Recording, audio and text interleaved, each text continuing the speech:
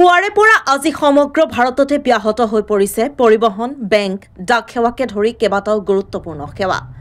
10টা ট্ৰেড ইউনিয়নে দেশত আহ্বান কৰিছে সাধাৰণ ধৰ্মঘটৰ। চৰকাৰৰ শ্ৰম বিৰোধী, কৃষক বিৰোধী নীতিৰ বিৰোধিতাৰে আজি বন্ধৰ ঘোষণা। সমগ্ৰ ভাৰততে পৰিবহন, বেংক, ডাক সেৱাকে ধৰি কেইবাটাও গুৰুত্বপূৰ্ণ সেৱা ব্যাহত হৈ পৰে। CITU, IUNTUC, UTC, LPF, HMS আদিকে ধৰি বহু সংগঠনে এই ধৰ্মঘটৰ আহ্বান জনাইছে। সমগ্ৰ দেশতে সাধাৰণ ধৰ্মঘটৰ আহ্বান 10টাকৈ ট্ৰেড ইউনিয়নৰ। এই প্ৰতিবাদত অংশগ্ৰহণ কৰিছে প্ৰায় 25 কোটি শ্ৰমিকে। চৰকাৰৰ শ্ৰম বিৰোধী, কৃষক বিৰোধী নীতিৰ বিৰোধিতাৰে আজি বন্ধৰ ঘোষণা। অসমৰ ঠায়ে ঠায়ে বন্ধৰ মিশ্ৰিত প্ৰভাৱ।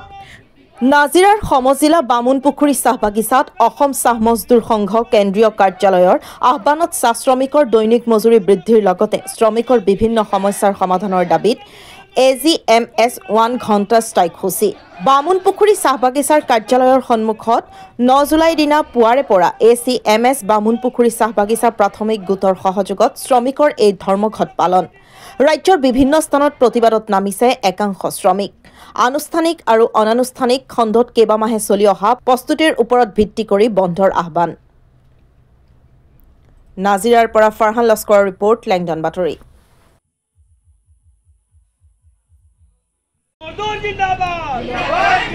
শ্রমিক সংঘ জিন্দাবাদ, শ্রমিক সংঘ জিন্দাবাদ।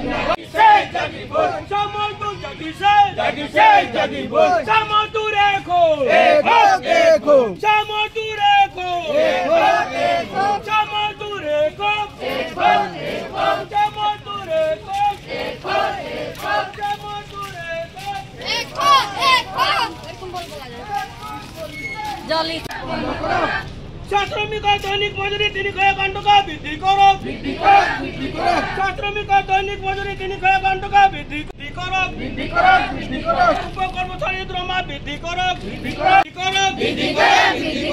বাগিচার মাটি অধিগ্রহণ করা বন্ধ করো। মজদুর একক, মজদুর একক, আমি বক্তব্য করাম মাটি দখল, মাটির পটা প্রদান করো।